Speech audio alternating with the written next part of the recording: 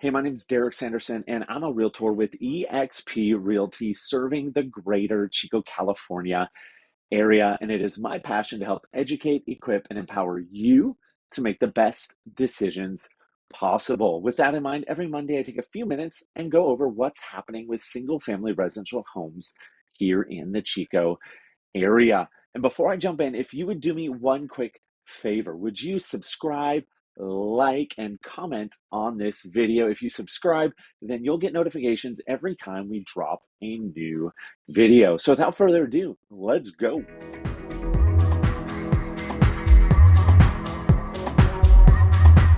So let's look at today, Monday, August 12th. So it's about 9 a.m. this morning. We had 135 active homes on the market and only 83 under contract. That 83 is actually down quite a bit from when we've looked at it in weeks past. Now, the median list price, $589. That is for those 135 active listings and an average days on market of 76 days. So just over 2.5 months. Now, if we take a step back and look at the last week, a little more context, we had 17 homes hit the market in the last 7 days and 13 went under contract. So that is good news. That means we are net positive for the amount of homes on the market.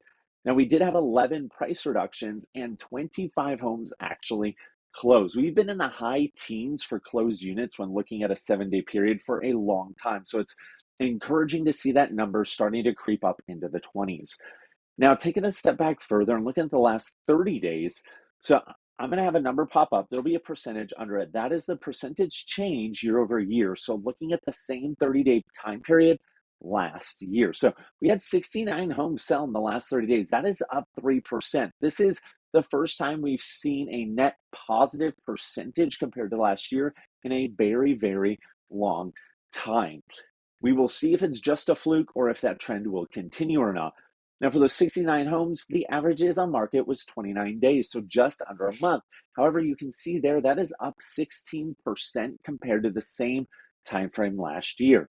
Now, for those 69 homes, our median list price actually dropped a little bit to just over 1%. Honestly, that's nominal when we're talking about these numbers.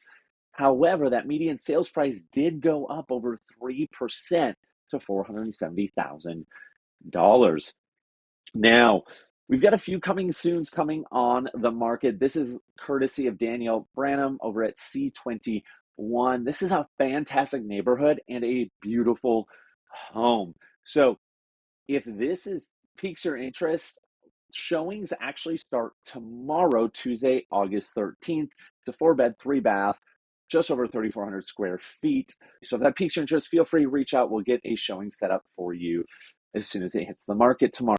Now looking at interest rates. So total disclaimer, I am not a licensed loan officer. All this data is for educational purposes only, and it's pulled from mortgagenewsdaily.com. So we don't have the new numbers yet for today, Monday, August 12th. However, this is where we ended the day on Friday at 6.54%. Now, what's interesting is here, if we look at the last 6 days, you can see there under the change column, we had the rates come back up a little bit, but overall, as of Friday, we are still 51 basis points on an average below where we were last year. This is great news for buyers because that means your monthly payment is going to come down a little bit. It's also good news for sellers because it means there'll be more buyers in the market. Now, sometimes it's hard to see these percentages and go, okay, what does that really mean for me and my bottom dollar? So I made this to help. So if we go back a year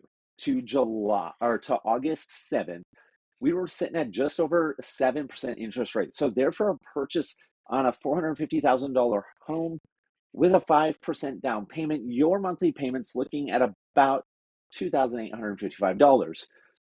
Fast forward to October of last year, and we hit our peak in the eights. That same $450,000 home is now going to cost you $3,145 if you would have purchased last October. So that's an increase in monthly payment of about $300. However, fast forward to Friday.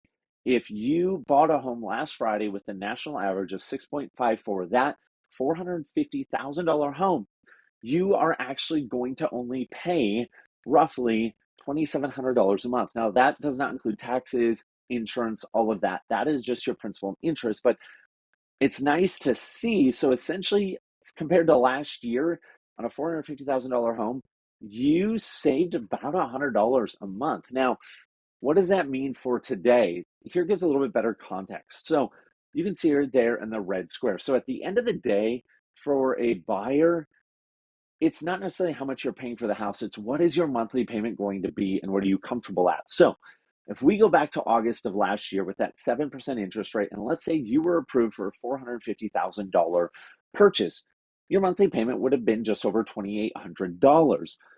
Fast forward to October of last year, factoring in that change in interest rate, that for that same monthly payment, you would actually have to look for a home for $410,000. That means you lost $40,000 in purchasing power. Fast forward to Friday, and you actually gained purchasing power from last year. So again, your purchasing power would have gone up $23,000. So you could actually afford a more expensive home now than you could have a year ago. And every Monday, I post a motivational quote, and this is this week's by Simon Sinek. Communication is not about saying what we think. Communication is about ensuring others hear what we mean. So here's what this means to me. At the end of the day, when we're communicating, we're looking through something and communicating something through our own perception, our own lens. And that perception can be molded and shaped by so many different things, from the way we were raised to where we were raised to the group of friends that we had to honestly whatever channels were on the TV, these different who our teachers were. There's a lot of things that shape our perspective, otherwise also known as worldview. And so really what Simon is saying, and I couldn't agree more, is if we're communicating only through our own grid, our own worldview, then we're missing the mark and people are not hearing what we are really trying to communicate. So instead of trying to communicate through our worldview, our lens, our perspective, we need to begin to look at who our audience is, who it is in front of us, and communicate in such a way that they receive it in the way that we meant for it to come across. I want to challenge you this week as you're having conversations with people, as you're talking about things, what would it look like to take a pause and go, how might they be viewing what I'm saying? And how can I communicate it in such a way that they receive it and understand it in the way that I intended for it to come across? And that's all I got for you for this week's market update. Hey, again, please do me a quick favor. Would you mind liking, subscribing, and commenting on this video? That way you are notified every time we drop a new video. Otherwise, that's all I've got for you for this week. I will see you all again very, very soon.